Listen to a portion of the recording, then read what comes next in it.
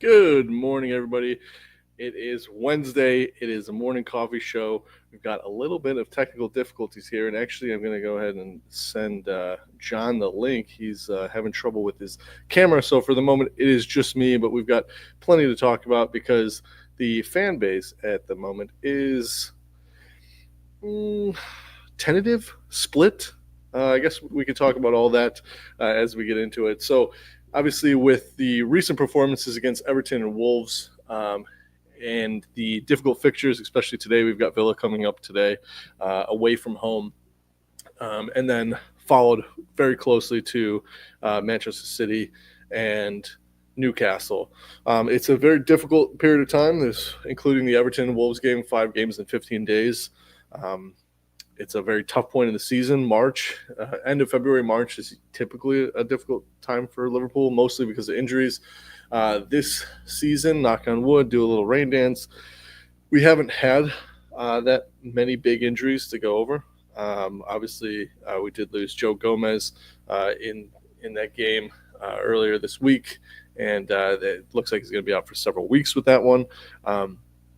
I guess, in the comments, since it's just us, I've seen Timuchin do this. You guys want to comment how you guys are currently feeling about the current form? Is it unsettling? Are you not worried? Being 7 points up on Arsenal with them still to play is kind of a good. We're definitely in the driver's seat. I think we've been saying this since January that it's kind of our title to lose. At one point, there was prospects of 11 points ahead of anybody else with a game in hand. If that game had been 3 points, but personally, I guess not too worried about current form. Everton away, especially given the occasion, that was always going to be difficult. I mean, I hosted pre-match there. I shared a bunch of stats about the last 40 games or whatever. It like usually ends in a tie. Like all the history was going for ties. There's always a big ending. You can't fall asleep too early with that one. It'll bite you. It's bitten us before. It's bitten Everton before. Go back to Origi with the double doink. I think that was like in the 95th minute. I guess, yeah, the way that we lost and maybe the way that we ended the game for the Wolves game might be a little unsettling to people. Personally, I just think it's, these guys, they get tired. It's also extremely cold. You get into that I don't want to I don't want to say that seasonal depression is a factor, but it definitely can nip you in the bud, especially when you've got all those games coming thick and fast. So Cersei says the Plymouth and Everton game on paper look like they disrupted the season, but games aren't connected, and it just suits a narrative. And yeah, that's the other thing too here. And we fall into this trap all the time, and nobody does it better than Arsenal. But the fan base, I said it. I forget what podcast I said it on, but you look at the headlines. If you didn't watch the Plymouth game, let's say you were just a neutral of some other Premier League team, you didn't care to watch the game. You just saw the result of that Plymouth game, and then you read all the papers and the headlines, and it was all about a meltdown, and Slots took the FA Cup for granted. He didn't understand it. But if you watch the game, it didn't. The game was the team was disjointed. A lot of youth. I think the one strength that we've had this year has been the midfield and how strong that's been in controlling games. And we picked a pretty weak and small in terms of actual physical strength. We picked a small midfield, and definitely bit us in the butt. Using 3 subs when he had 5 available, there was talk that maybe he forgot that he had used the sub in the first half for Joe Gomez. I don't think that's the case. I think that just showed that he didn't really mind if we lost it. It is upsetting still, nonetheless, but yeah, it does fit a narrative. And, the team feeds off of that. And I'll bring John in to feel it to see how he. John, welcome. Hey, can you hear me? Yes, I can hear you just fine. Yeah, thank you for covering, man. No Geez, like worries. my laptop decided to just flake out on me, like I'm flaking out on the pre-match show later today. So I was just like, this is such a messy morning. But I appreciate you starting up the show, Gordo. But Yeah. and like I know I jumped in at the wrong time, but I guess you were talking about some of the injury situation that we were having. I'm guessing. Joe I'm Gomez and everything. Yeah. talking about the last three results and how maybe the media narrative have leaned into the bottling of the Premier League, or maybe this team is running out of gas. And how do you feel Yeah. about the current form? I wouldn't say. I think bottling's a strong word. Like I think it was someone on the Discord right after we beat Wolves 2-1, stating that United won these kind of games every time during their heyday. The 2-1s, the unconvincing 1-0s, the games where they were up against the wall with 5 minutes to spare, or they were bound to drop points with a few seconds to spare, and someone comes up with a critical goal or some stuff like that. It's honestly insane. Like, listen, I'd like to believe we're at least you and I were more of a glass half full kind of. We're both glass half full kind of gentlemen here, and the way I see it, it's more of that's how league winners end up getting results, even though when they're not at their best. But at the same time, I do get like the people who are going like, oh, they're kind of creaky, they're kind of creaking. It's a little shaky from here on. Then maybe this is the time where the wheels are falling off. I get that, but then at the same time, it's as Liverpool fans, we just have to be positive. Like we're wondering, like in this season, um, putting everything into perspective, we are way like beyond schedule. Like we are so beyond schedule, like it's ridiculous. We are literally the favorites for the league title now, with our manager being, his first season in England and everything, adapting to the style, adapting to a new league, players that aren't even his own players. So listen, it's like Virgil van Dijk said with his interview. There's a lot of twists and turns, but the most important thing is that we just have to enjoy the ride. Right? Like 100%. Yeah, I mean, at 38 games, it's yeah, a number of months. You're doing multiple competitions. We didn't buy anybody, and some games when you look at the bench, you're like, oh, maybe we really didn't need to buy anybody as long as everybody stays healthy. right. And so, there's never going to be. Well, there was, but you could argue that. They tied too many times, but there's never going to be a team really that like goes unscathed throughout the entire season, right? Right. And there's always going to be a time when there's, you're going to drop a couple games and the world goes on fire. I think I said it on one of these shows. I'm pretty sure it was a Wednesday morning show, but they did a documentary. And now I forget the name of it, but it was the Manchester City going for 4 titles last year, and it was overall terrible documentary. Like the All for Nothing Man City was actually pretty good. The All for Nothing Tottenham was pretty good. I'm not saying this because it was for Man City. It was just a bad documentary. But one thing, I guess, maybe putting it out of my mind because of the way that we kind of the wheels fell off last year when it was supposed to be this fairy tale, going for the quad, Klopp's final send off, doing a parade. I'd forgotten how poorly City started. There was a point in that season, like October into the beginning of December, when Arsenal and Liverpool were kind of going away with it, and it looked like they were leaving City behind. And then they turned it around and won. So there are moments in a league where you're going to drop points, and maybe unnecessarily, losing or tying when you were up, when you should have been up. Obviously, as the closer that you get to the end of the season and the closer the person in second place is, those get a little more nerve-wracking, but you can't go a full season without getting pinched a little bit. Oh yeah, for sure. And the thing is, for this year, we're so used to the standards that we set, 2018-19, 2019-20, even, 2021-2022. Like I remember those years to a T because of the trauma that was involved during those years. So those years in my life are not going to escape my mind anytime soon. The standards that were set there were absolutely ridiculous. You put us into an era, any other era of football, and we run away with the league comfortably. Like by April, we're probably cruising, putting out the kids and everything with those 90-point tallies. Like that is unheard of. And everyone rags on Klopp for, okay, so he's won one league, but he's lost more than he's won. But have you seen the standard of football that's being played? Have you seen the team that we're up against? And thankfully, segueing into what the point that I'm making, this season we really don't need that standard. Like I remember seeing this post on social media. I think it was Twitter or Facebook or whatever. 86 points probably gets it done, and that's winning I think 11 of our last 13. We can afford to drop points at some point, and that's assuming Arsenal go on the all the way and win every game, which is a pretty, like, if you gave that to me at the start of the season, I'd take that all day Yeah. long, man.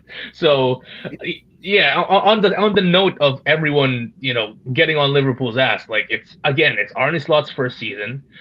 This team can go another level. There are still holes in the squad, particularly your boy, like the love of your life, Darwin Nunez, that number 9 role, Yeah. missing out. Yeah, we have an injury-prone 9. Like, Jota is a decent 9 for any side, probably in the world. Too injured. Nunez is, I don't know what he is. So particularly that position, if we get someone on the caliber of a Cody Gakpo or I dare say a Mo Salah, like, the levels that we can reach. Oh Yeah. boy. Yeah. It's one of those things that, like, I almost, like, my son's obviously still not really into it, but he's starting to, Right. like, watch more and more of the game. It went from they were clapping in the beginning and he's excited for goals, and now it's like the first 15 minutes of each half and the end of the game Right. he's kind of interested rather than not. He's getting more into it. There's a little part of me that just wants him to suffer like I did growing up, where my dad was the one talking about the glory years, and I was like, this team was good. Are you kidding? A night. Yo, it's insane, man. Like, listen, I started supporting Liverpool towards the again, relatively new fan, towards the end of the Rafa Benitez era. I still managed to fortunately catch that my first season actually was the season where we finished second in Nice. 2008 and 2009. With Torres, we still had Alonso, Mascherano, Gerrard, and all those guys, Pepe, Reina, Carragher. That was my first Liverpool team, so I have a special attachment to those guys. And right after that year, just everything just started to go downhill. Benitez's last season, then obviously Hodgson. Going into school each day, with the Man United fans, with the Arsenal fans, with the Chelsea fans, and I remember being so hyped I remember gassing up our 2011-12 season, Gordo, where we won the League Cup but finished 8th. To my Man United friends who didn't win anything but finished 2nd. Mhm. And here I was, shamelessly trying to praise, Yeah. saying that at least we came out with a trophy at the end of the day, even though we finished 8th. That was the depths. Those were like that was like ground zero back then. So listen, Gordo Jr., man, is very lucky that he's growing up in an era where Liverpool has some stability. That's all I'm Right? saying. It's like you feel like the last 3 years in January, the word Yeah. quad comes up in all. Like we're literally, like you had said, there was a time when League Cup 8th place was like, yeah, great season, and now we're like, if we're not in January, if we're not talking about a quad, it's not a good Mhm. season. I think, yeah, the standard has definitely been raised. We've been really fortunate over the last few years to watch this, and you're absolutely right. I mean, Mhm. let's get this right.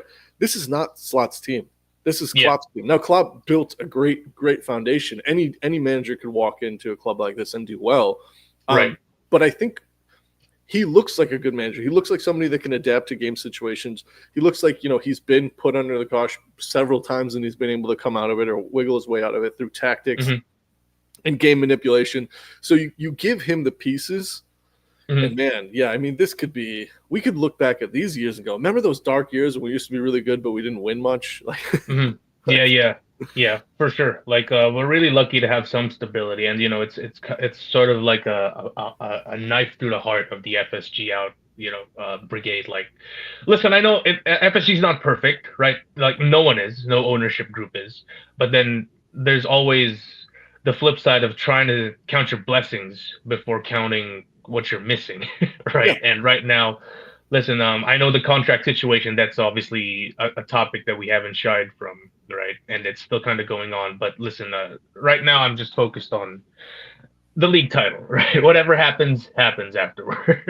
Well, I think, and maybe I could ask you, like, Yeah. it's gone silent, right? I mean, Mhm. there's every once in a while it gets brought up. Mhm. And even before it didn't go silent, it was still very respectable. Virgil and Mo maybe said some funny things, but it was all respectful. It was very vague. It wasn't really specific. And now it feels like it's gone dead silent. I feel like when you've got arguably your best 3 players over the last 10 years, let's say, and they're all up for renewal, and there's not a Mhm. whole bunch of buzz at the end of February. Like, Yeah. personally, I feel like deals have probably already been done and maybe just not Mhm. agreed on. Maybe like, in principle they're agreed on, but nobody's actually signed anything, and that's why it stopped. I've seen some stuff in the media saying that Salah's probably close to signing. Um, do you feel that it's more or less the deals are done, or do you feel like this is Slot just being like, guys, let's focus here and we'll deal with that stuff later?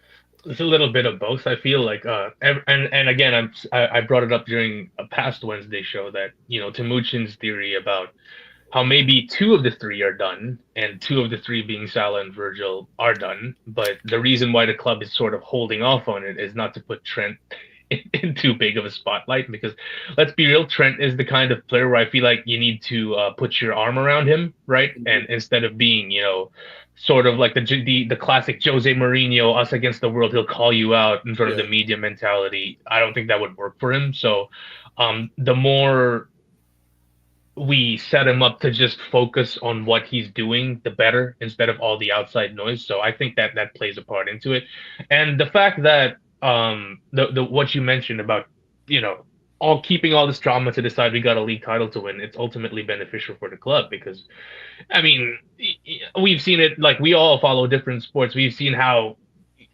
negotiations off the field can affect performances on the field. There were some people who whether we enter a bad patch of form, who just naturally instinctually go like, it's probably because he signed already and he's got the money and stuff like that, or maybe he's not getting what he wants, that's why he's not playing well, or something like that. That doesn't help.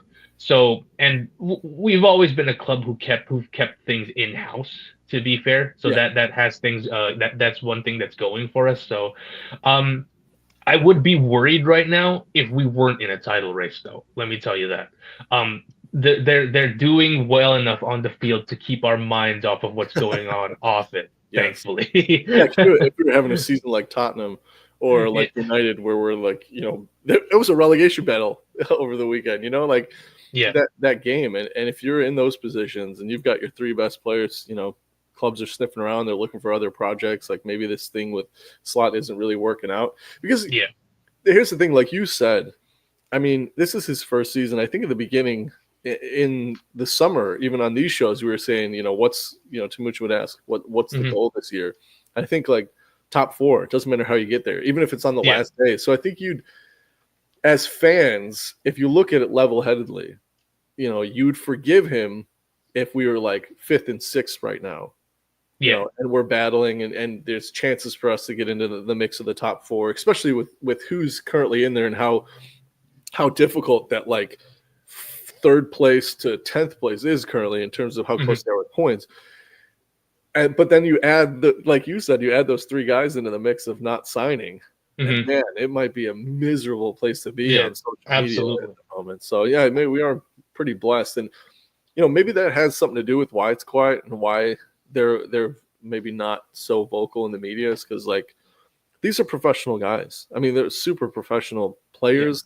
They're serial winners. They want to win, and so if messing with contracts and stuff is something that's they feel like might you know get them away from the focus on the field, then they'll stop doing it. So I think you're right. I think it probably is a little bit of both. Yeah. If I mean, I think we're probably both in agreement. It looks like Cersei is as well. You think Trent's gone? Trent's gone. I don't know. The thing with Trent is, I don't know. His body language is just naturally, what's the word? It's what is languid? Is that the word? Or just nonchalant? Yeah. It's just that he doesn't care, even though maybe deep down he might care. Like, his body language shows that he doesn't care at times, even though like he'll tell you himself he cares, right? I think it's just him, right? And that's no fault of his own. It's obviously different because there's like a million eyes on him, and each and every one has their own opinion how to interpret Trent's movements and all that and stuff. Like, it doesn't help when he just lets a man go past them, right? Just doesn't try, and then you go like, yeah, he's off to Madrid, right? But then like several plays later, he's making a game, like a critical tackle, or making that cross that leads to a goal. So it's really tricky with Trent, and like I said, we're more of a glass half full kind of duo right now with Timuchin out. So I would say, yeah, Aloof is perfect. Yeah, Yeah. Jamie. Aloof is perfect. I would say he's not yet off to Madrid. I think there's just trouble on the sidelines in terms of coming into a compromise with the contract situation. But again, that's just me being trying to be positive. And we talked a little bit too, because he's always talked about wanting to captain the club, and maybe felt that he was overlooked by Verge, and maybe that led to some stuff in the locker room. Yeah. But with him, it's just every once in a while. Was it West Ham where he does that pass down to Salah where the ball like back curls, like it goes like almost as if the ball had its own trajectory for heat seeking to Mo Salah's boot. And he does something like that, and I'm like, God, how can you can't get rid of this guy. Exactly. Like I swear, like we all go, right? We all go. I think you and I are guilty of this as well. Whenever Timuchin asks or whenever we bring it up, if we were gonna pick two of the guys, we instantly pick Virgin Salah, right? Like no brainer, like no hesitation, not even a second going like, But seeing what he does on the field makes you go like, why are we letting this guy go again?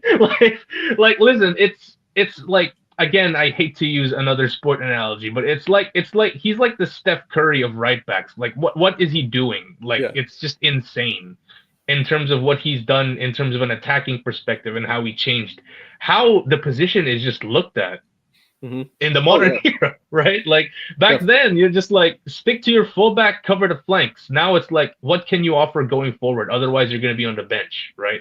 Yeah, I mean, success breeds copies, right? Yeah. And when Robertson and Trent were 1 and 2 for the most assists by a defender in the Premier League history, like that just showed teams like, man, what could you do if you have two essentially attacking wingbacks? So you're right, totally revolutionized the game. On the note of stats, Gordo, like before we go to the next topic, I believe there was something I was gonna put in as a headline. Unfortunately, my laptop didn't cooperate, but I think Salah has just set the record for most goals and assists away to the Premier League, if I'm not mistaken. I thought it was the most goal assist involvements in goal assist involvements. Yeah, but there we go. Like something unreal. Yeah, unreal. Like I feel like we just had to talk about that, and that's because I know you always come up with the Salah graphics where he is in the all-time charts, and we always go like where he's gonna end up by the season's end. But I think at this point he's on course to break his 17-18 kind of tally at this point, right? Like I think the last graphic that I saw was he's expected is like 56 goals at the end, or goals, which is unbelievable. It's that's the current pace that he's setting right now. So I mean, and we all laughed because at the beginning of the year when we first showed that graphic, Salah was 11th all time. And we were like, oh, who's going to get up to? And Kazi from the comments was like, I think he gets up to who was in third place for that one? I can't remember, but he's going to pass. I think it was Aguero maybe. And he's like, he'll pass Aguero. And like, all right, if he's doing that, we're winning the league. And here we are. Yeah, for sure. Here we are almost in March, and we're like, on the cusp of it. And it's he's had quite the season, but this is normal for him. Like, the year before the contract. Now, normally we've sorted the contract already, but so this is a little different in that respect. But I think it's safe to say, if he gets even close to his 17-18 or matches it, like we run away, like we comfortably just get the league trophy. And listen, his trophy tally I think doesn't do him justice in terms of his like. I would dare say, obviously we're Liverpool fans, right? But best right winger in the Premier League of all time. Like I mean right winger in a football context before someone just clips this and says that we're. But yeah, that in terms of like what he does, the goal tallies from that position, and it's like sticking on Salah, Gordo. It's like what is different, right? I read somewhere that compared to how Klopp used him last year, Slot makes him cheat more. Cheat being stay upfield rather than help Trent defend back when he's being confronted by the opposition's left winger, and that's apparently, when obviously it's helped him a lot. Just cheating there, waiting for the ball, waiting for Liverpool to retrieve the ball, and then just working everything through him. It's just surprising that as much as we love Jurgen, he used. It felt like he didn't maximize Salah, particularly during that last year. I think like for the way that Klopp played, right? Hmm. Like, and we do it still sometimes. Like when our back's against the wall, it's Hmm. comfortable to do what you're familiar with. And with Klopp being here for 9 years, a lot of the guys will revert to some of that, where it's just Yeah, like, let's give Salah the ball, you do it. yeah, Like we're not right, in this, we're not having a good game here. Just take it and do it. Where right. Slot was very much like it was the net, the way that I forget who it was that described it. It was like this collapsing net. So you allow the pressure to come in. I'll do it like this, and somebody like Verge or Henderson or Fabinho would grab the ball from Uh-huh. pinch him in and then go wide. Hmm. And then it was always Salah. So not every single attack, Salah was leading it and then finishing it, or like Hmm. vice versa. It was either Mane or Salah. That was the game plan. Whereas now the buildup is through the middle. And so Hmm. Salah's allowed to find his positions as the play is building up instead of having to be the one that like he's getting it from just beyond the halfway line and he's going to have to run in and either cut in and pass it to, Mane on the back post or do the same on the other side when Mane's got the ball. Now Right. he's watching the play build up slowly from the middle because our midfield is really the core of that attack. And I think Hmm. that's enabled him to find places. It's also enabled him to find space because when you're the guy like one of the highest attacker and you're receiving the ball so low, you've got the whole defense has time to shift over to you as you're coming up the wing. Hmm. And so I think it's always been difficult for him to be able to find the space under Klopp Right. because that was, he was the focal point of the attack, whereas now And he's the final point. yeah, it also helps that our midfielders are more of an attacking threat, I believe, than they ever Yeah, were under definitely. Klopp. Like obviously with Szoboszlai running there in the middle, being an option, McAllister is an option as well from inside the box and outside. Gravenberg is a good controller, but he hasn't quite found that finishing touch yet. I would say like one weakness in his game this year has been like it's been a little it's something to be improved, but in terms of what we expected from him this season and what he's given, it far and away, like, okay, we'll take it, right? Yeah. Yeah. It's helped Mo a lot, and it's just with the debates and everything, players similar to his position, players of similar goal contributions and similar stature in world football. To do this at his age, where was Hazard at this age? Like Neymar is He was already literally retired. Yeah. right. Neymar is literally back in Brazil, right? It's just Bale was a bench player. right, exactly. So it's insane. Like, listen, it's probably I would Virgil was my first choice in terms of keeping one of those three guys, but I think at this point Mo is just with what he gives you. If he gives you a goal contribution at least every game this year, so that gives you at least a 1-0 advantage Yep. if you're looking at it logically. So I don't know, man. In terms of how critical that is, I think that's irreplaceable. Imagine if we were firing from the middle. Right. We'd I be mean, let's unstoppable. let's go there, Gordo. Let's go there. Like I came in, I missed the first 5 minutes, but I'm assuming you didn't go there yet because it was too early. Yeah, Like, yeah. Who starts for you down the middle later? Because I would say, like, okay, I'm sure it's been covered to death. There was the Monday show. I don't know if Timuchin did yesterday. There was the Monday pod as well. But have you ever seen a worse cameo off the bench from a nine ever? Like, I have not. In terms of, listen, we fell apart during that second half and we got away with it. But I think a big reason why is because we got out Jota, who, even though he wasn't having the best of games, he was at least holding the ball up and presenting himself to be an option. And when he gets the ball, he actually gives it to our wide attackers and Diaz. Or I don't recall Darwin getting the ball at least once during that span. I'm at the point now where like I'm beyond being upset or annoyed at him. It's just like I'm still waiting, Serzi, for him to score 25 goals this season. I was promised. I said that if he makes 25 goals, all competition, I even gave him all competition, Right. that I would get a tattoo of him and Slot kissing on my back. And luckily, I don't have to do that because I don't think he's getting it. But I'm at the point now where it's just like, this is what I expect, so I'm not upset by it. which is I guess really terrible place to be for like a number Absolutely. 9 that like had so much hope. I like what I want is like for him to surprise me, and I have yet to be surprised by it. And it There was takes Brentford. There was Brentford. but there's so many, like you can put those games on, two hands the amount of time we're like, Right. that's what he needed. Here we go. Right. And then nothing. It's just, yeah. Brentford was the Newcastle moment of last Yes. Yeah. Yep. And he had the Nottingham Forest moment, and so like there's all these moments, and like people are like, well, see, there's equality, and like I go back. I know it's an old cliche, but like, you got a broken clock on your wall that says 12 o'clock. Well, twice a day that thing is right, and it's still broken. It's not going to give you the time at any other time, but when the clock strikes midnight, it's telling the right time. So I think it's not even a question. He doesn't start for you later, does he? No, I wouldn't. I mean, I saw all these arguments. Villa's high line. They're missing a couple of key defenders. Like if we put him out there, he might actually be a nuisance for once for a team that's missing 2 of their first choice center halves and stuff like that. Listen, I mean, I don't know. I'm torn because as much as I would like Jota to be there, I feel like there's still kind of that caution in terms of trying to be careful with him, right? Because the last thing we need is right. Yeah. Go ahead.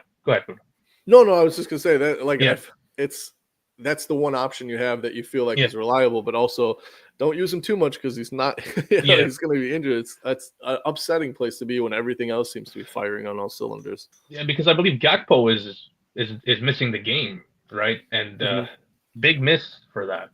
In terms of, although Diaz looked better at the wing last time out. Yeah.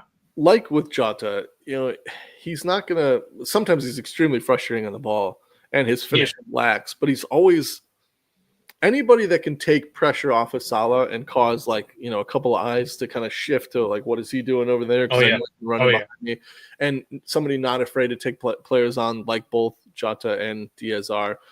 It's gonna give you the opportunity for Salah to score, which is, let's be honest. Now watching Núñez this year, I can compliment him last year when I also did not like him last year. But like at least last year, he was creating those situations where like he was opening space for Mo because his work rate was good. He looked like he cared. He was a threat. And I think maybe the teams have opened up and been like, oh, all you have to do is hold a high line or like get in his head like very early, and like he's already lost it. I don't know what the difference is, but he looks so inept. He doesn't even I don't feel like he creates chances. Now, he did create a couple of chances coming off the bench. I can't remember which game was that. He was good against Spurs in the second leg. Yeah, but then that was against a very depleted Spurs side, to be fair.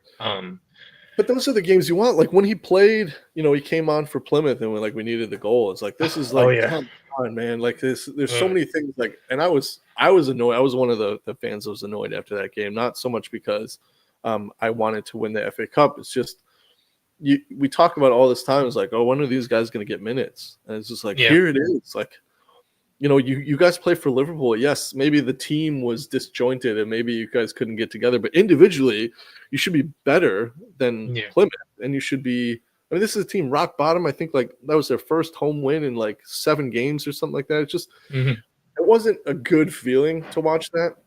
And it's like, man, looking at a preview of a team that doesn't have a Salah or a Verge, and you're like, man. Yeah. I mean, as much as we could be nonchalant at the time, like it's the FA Cup, that it could help us focus.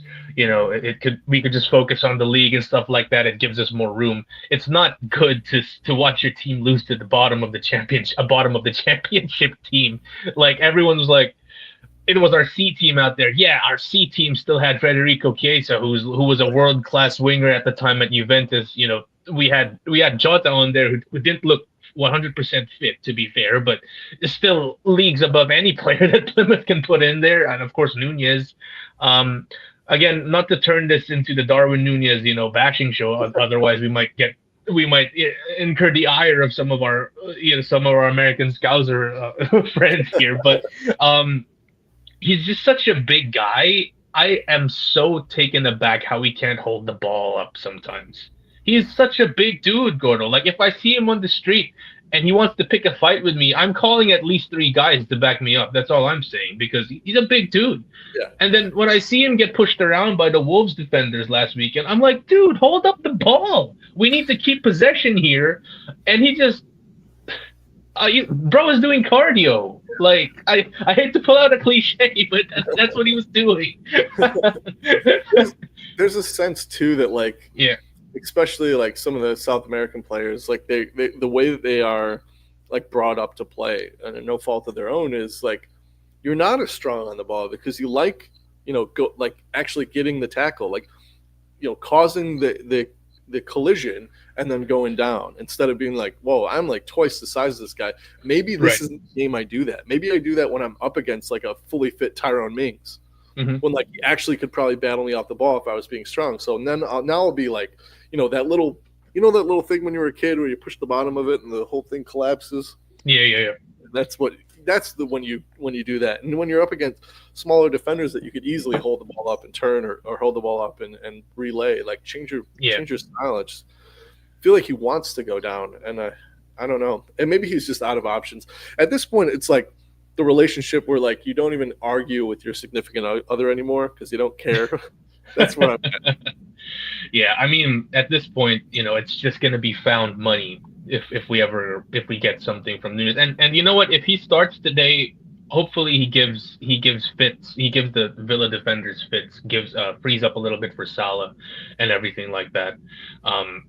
Because again, at the end of the day, we all have our favorites, but if everyone performs, it's all the better for the club. Well, and that's the thing. Is like I would love, and I forget if it was a Monday show or a Friday show, where Timucci was just talking about, you got to stick to your guns. You can't be like wishy-washy on whether or not you want to sell.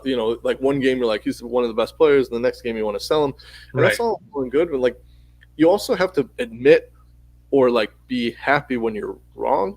Because like here's like for me, I have not ever liked Nunes. The only time that I was really like, oh, we've got a player here is the Community Shield, his very first game when he scored the goal and ended up winning the game.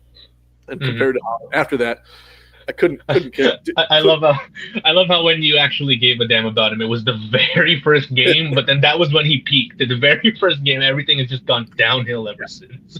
Yeah, it was a tough year for him. And the first time you give him, because he's got a language issue, he's a young kid, he's in a totally different country, different continent. That's whatever. That's fine.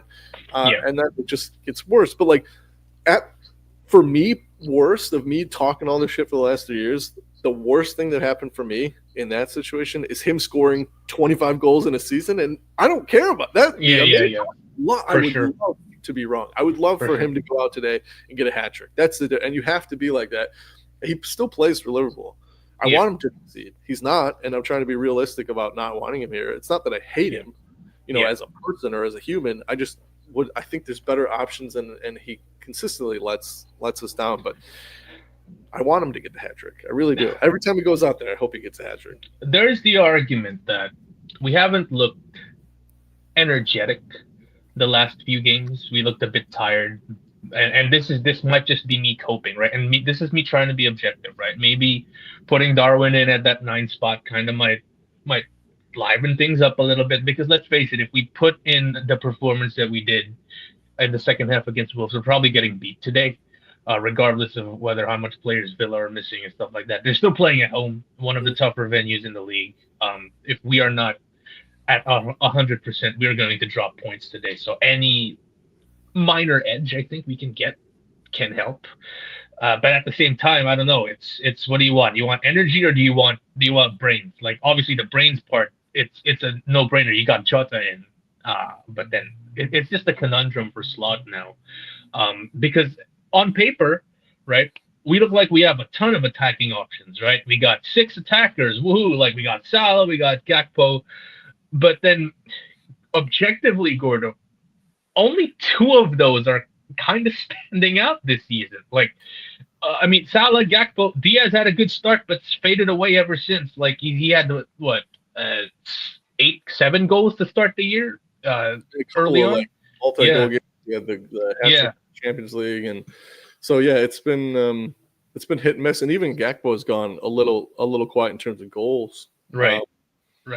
But yeah, he's one of the most consistent ones, and that's the other thing too. Is like if you get like this season, you get the energy that you got from Nunez last season Hmm. with two guys on the wings that are both having phenomenal seasons in terms of like past like records that they've set. Salah's Hmm. having a record year for him. Gakpo's arguably the best season he's had at Liverpool, and you get the effort that Nunez brought last year. And I think that you have a lot more people. Myself would be more inclined to support him a little more, and I'm just not seeing that. I just want, Yeah. if he's not going to give anything, I don't want him out there. But I, it is frustrating. We've got all those options. It doesn't seem like any of them are like clicking, or like the one that is clicking can't stay healthy, and it's that one's not a surprise. At least we're kind of aware of that, which is why I think when people are like, "Well, look at Jota," like, why? How can you be so hard on Nunes? It's because like we talked about this before too. Like Salah can get away with a lot of crap that we Hmm. we'd never let Yeah. anyone get away Right. with. Hmm. And it's simply because you've already, if this is a bank, if our fandom is a bank, Salah has made enough deposits that we're like, go ahead and cash that million. I don't care. We've Right. got so much in here. That's Whereas fair. like Nunez is walking in and his bank account is reading like $10 and he's trying to make a 15 deposit. You're just like, you don't have the money. There's no funds here, buddy. Like I can't let you have that $15. And so I Hmm. think that's the biggest difference. The same with Jota is like when he plays, he always surprises me how quickly he can rebound from an injury in terms of goal contributions. Like Hmm. we see, like Gakpo has that issue where it takes him a few games to really get back into form, and that can hurt a side. So I think it's just, like I said, I've kind of given up care. I've given up caring, and I don't know whether that's like a defense mechanism or it's just like Yeah. I'm just over it. Yeah. I mean, to be fair, I remember appearing on our 24-hour show a few months ago and stating that if it wasn't transitioning to a new manager, I'd probably just sell him that summer because because I was always of the belief that we needed a killer in goal. Like we have Salah, but then after last season, where he ended the season with a bit of a whimper, we didn't really have faith. We didn't, human nature. We didn't really think he was that killer anymore. So, thankfully, we were proven wrong there. But listen, our best team had him and Mane as essentially our strikers, and I feel like you can only base it off of something that succeeded. And what succeeded before is we had two absolute dogs up front. So like if we could get, I think if we had someone, in terms of like production wise, reliability wise, that matched or was close to Mane of 2019, 2018, 19, we run away with this league. The gap would probably be like 12 points now. But listen, it's no point crying over spilled milk, as they say. We're still in a pretty good position right now, and credit to Slot for kind of working with what he's had, even though there are some areas that can be massively improved on, Yeah, right? I mean, I think that like there's a Steven says it here where like Salah could score 15 a goal or 15 goals a season for the rest of his time and leave a legend. And Right. there's a reason like when you think of we always say Salah, Mane, Firmino, or like when Coutinho was still here was the Fab Four. There's a reason. It's because they were assisting and scoring for each other. And Hmm. maybe they were all getting 12 goals a season and 10 assists, but those 12 assists or whatever were going to Mane or Salah or Firmino Yeah. and Salah or Firmino and Mane, and they were working together. There's a reason we don't say our front three. It's always now it's just solely Salah. We Yeah. can't even say like look at the front three. Like we've got Gakpo, Nunes, Salah. There isn't a solid front three except for Salah. There's a reason like we don't in our minds we don't combine them the way that we did with Firmino and Mane because they were although they weren't going and scoring 20, 30 goals a season, their contributions were leading to goals and assists. And so you get away with it. Gakpo's been pretty good though. Yeah, From he's that had a left great wing. season. Yeah, he's had a great season. And in terms of his production, if he didn't get injured, I feel like, we won't know how he'll be after the injury comes in. Thankfully, it's just minor. But if he continues at the pace, he's probably close to rivaling, Mane's best season with us. Like close to it. I'm not saying he's matching it, but he's right up there. And in terms of a guy playing on the left side, the left flank, like that's some pretty decent production. And he's still young. He's still Yeah. young, Gakpo. It's like 25. Positive piece to move forward from. this year, regardless of what happens, I would say. And there's still, we've still got the final of the Yeah. of the League Cup. We're still in the Champions League. We're gonna need Nunez to have like a game where he scores a hat trick, Yeah. and we're gonna have to be okay with the fact that like it's gonna be once in a blue moon. But those might say, I mean, the Newcastle game, like you said, comes into mind where like, or the Nottingham Forest game, it's just popping up with goals when they're needed. It might not be Mm, something you expect. It might be Endo, putting the ball away and in the 93rd minute off a corner that squeaks out to him and he puts it yeah. away and we win the game. We're gonna need all of that, but you also need like the consistency up top. And I Yeah. think like Gakpo and Salah stand out. Everybody else has been hot and cold. So Yeah. Yeah. In terms of changes later, God, are we thinking about any drastic ones, or are we going with basically the lineup that started against Wolves? As much as it's going to be it's a tough stretch. Like, if I'm not mistaken, it's Villa today, City at the weekend, and then Newcastle midweek, right? If I'm not yes, mistaken. Jeez, that's yeah, 15 or tough as five you can. games with the Everton and Wolves game, 5 games in 15 days, which is nuts, especially when you need those points, and those are not Yeah. easy games. Yeah. I think for Wolves to be the easy game in that one, that's a tougher run. Yeah. Are we seeing any drastic changes from the lineup, you think? Because listen, like, as much as we got on Klopp a lot for the lack of rotation, right? And thankfully we've escaped relatively unharmed with Slot, like, basically going with his best 11 every Premier League match, right? It looked like during, at least towards the Everton game, and especially the Wolves game, where the legs were starting to tire, and unfortunately, I don't know if there is any game in this stretch, like this 3 game stretch, where he can really afford to experiment, right? That's the sad part. Yeah, he's gonna really have to learn how to play chess with the pieces that he has because Yeah. there's guys that are gonna need rest. You can't play 11 guys for 5 games in 15 days. It's just like physically, bodies cannot do that. So you either have to be okay with dropping points, or you have to find like where can we put a weak link and protect the weak link? Like, all right, at just randomly, Endo at center back in one of these games, right? Like, how can Mhm. we?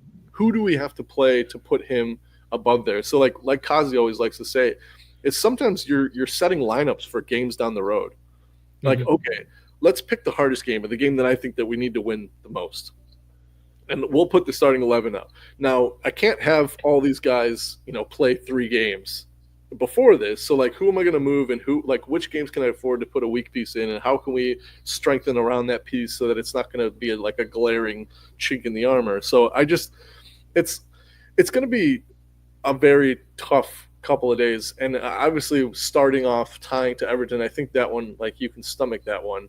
Um, but with that being the start of a run of very important games, kind of Yeah. felt weird. And then Everton or the Wolves not being great, and then all that coming on the end of the loss to Plymouth. It's been a difficult couple of weeks. I think, like everybody has been saying in the comments, it's like the PTSD of like the wheels falling off, and like we've been here Mhm. before, and Right. we'll fear from that. But I don't like you said. I don't think you can make too many changes. Yeah, it's tough. Like, in terms of, like, let's say the midfield, right? Because obviously the engine room. Will we have Jones back, by the way? Mhm. For look, listen, that's massive. I mean, in terms of, if we had him during Wolves, I think we see that out more comfortably in terms of the energy that he brings in when he comes in, and when he, like, obviously there's the fact that he holds on the ball too long sometimes. But to be fair, at that point in the game, we needed someone who can hold on to the ball, right? And having that other live wire coming into midfield is going to be massive. But I think, and, like, obviously, we always end the show on, like, predictions and everything. I think, he keeps Gravenberg and McAllister Yeah. in terms of, we need that stability in midfield. I don't know if Jones is. I don't know if he goes Jones on the Szoboszlai role, because Szoboszlai does a lot of running. You kind of want, and as much as people say, like, oh, he doesn't contribute enough on a goal and assist kind of deal, what he does on that pressing on that covering ground aspect of the game is too valuable. So I don't know. It's valuable, but then at the same time, you want him to be around because it's so valuable, which means sort of pacing him over these next 3 games. So if there is a change that I would make, maybe it's a Jones for Szoboszlai at that 10. My front three, I hate to say it, man. I would go Nunez here because I would like a smarter front three against City. If there is a game where we would try and rotate our front three, try and put Nunez in, I think that this would be the game. Either this one or the Newcastle game at home. I agree with you. Yeah, and it's this is a game that he's going to find a lot of space in the middle. Oh yeah, you might have to drop back. It sounds like Tyrone Mings is going to start. Obviously, we haven't seen the lineups, but like he's just coming off an injury. This is probably a good game out of the next 3. That like this is the one that you'd start him. It'd make the most sense for sure. It would hurt us the least. And like I said, he's going to probably have to drop back and find the ball. But there's going to be that space there because they like to vacate and they like to play in the wings, and so he should find a little bit of freedom in that middle if he chooses to go there. It's that back line, no changes for you? No. I mean, like, and here's the thing, like with the Kwanzaa situation over the weekend, I've seen it's starting to bother me. It's like we are 7 points ahead, end of February, brand new manager, haven't made any signings, like everything's going right, but there's still like you can feel the nerves in the fan base because like he makes that great tackle at Wolves, right? Right. Yeah. And then I'm not calling anybody out. It's not the person that made this comment. It's just this is the mentality because, yes, somebody made the comment, but I'm guaranteed 50, 60% of the fan base thought the same thing. It was like, well, he didn't have to make that tackle if he didn't lose the guy running in before that. It's like, yeah, and we wouldn't have to lose any games if everyone played fucking perfectly the whole time. Right. You know, right. So it's like as a fan base, we need to take just a deep breath. Yeah. Because if we win today, that's 7 points in 7 days, which is what more could you ask for? And like at this point, all we have to do, I mean, bare minimum, is match Everton for points, and we'd still win the league by 7 points. So, I mean, I think I can feel the PTSD creeping in. I can feel the anxiety. I could see the nerves. You can hear it in the stands. We just got to relax a little bit. Like, yes, everyone's going to make a mistake. As long as you can fix your mistake by making a tackle like Kwanzaa did at the back post at Wolves, I'm fine with that. Right. Shameless plug as well. What works for us, I believe, and I wrote for it for the American Scouser site, which if for those watching, if you guys haven't visit it, we have a lot of good writers. Not excluding myself, who I just try and fit in there, but we have a lot of good pieces in there. But I mentioned in mine that after this 3-game stretch, after City and Aston Villa and City, I think 7 of our last 11 are at Anfield, which is absolutely massive. Yeah, in terms of if we're gonna close it out. Wow, I think 7 out of 11 are at Anfield. So listen, obviously, although we've been this year. Yeah, one of the best things that's translated from Klopp to Slot is that he's managed to maintain that fear factor at Anfield, and hopefully if things just go according to plan, then we close it out. At Anfield we close it out because of the number of home games that we have. So to close it out here, we won't do predictions because it sounds like they figured out the pre-match show. So there will be a pre-match show. So I won't get into the goal predictions, but at the end of the Wolves game, Slot went over to the fans, which he does, but this one looked a little more animated. Like, what do you think of that? Like, if you were to analyze that as a psychologist, like what do you make from his reaction to the home fans after the Wolves win? It's a bit of relief on his end, like, oh, we managed to get off the line, because, like, let's be real, he is disgusted with that performance to end the game. Second, it's more of, all right, guys, like, we got it done. We need your support. Like, I know it's nerve-wracking, but we need you guys to just show up there. Like, listen, as you mentioned, he's such a calm guy that when he does something that's a little overboard, but at least by his standards, like it's something to turn your attention to. Kind of like at the end of the Everton game, he was absolutely fuming. It was just a microcosm of how everyone felt. And if call it overboard, but if you were in our position, if you were a Liverpool fan there, you'd probably feel the same way. And like, listen, as us as fans, we have to get behind him. And to answer your question, yeah, it's also it's like a call to arms as well. Like, guys, I know that was nerve wracking. We're trying. Right now, we're a little bit wounded, but we need you to back us up so we can get over the line over these next 3 games. That's how I. Yeah, That's how it's exactly. I watched that, and I was so nervous during the game, obviously, especially the second half. And then I watched that, and I went, "Man, the dressing room knows there's a title to be won." That was him signifying, like, I'm this reserve guy who probably until like it's almost guaranteed that I'm not even going to mention the word like title. I'm not going to consider that we're in a title race until we can get ourselves together and get to a position that's, we're not 13 games out from the end of the season. A lot happened there. But when he went over and did that after after being reserved all year, that told me like the dressing room knows that there's something special this season. Let's get together on the same page. So with that note, let's try and stay positive and be excited so that we can help them get over the line. They're gonna probably need it. And Sir Z, definitely get those meds on pre-order so they can show up at your house so you don't even have to leave. Yeah, I have a feeling we're gonna need it over the next couple of days. Oh yeah.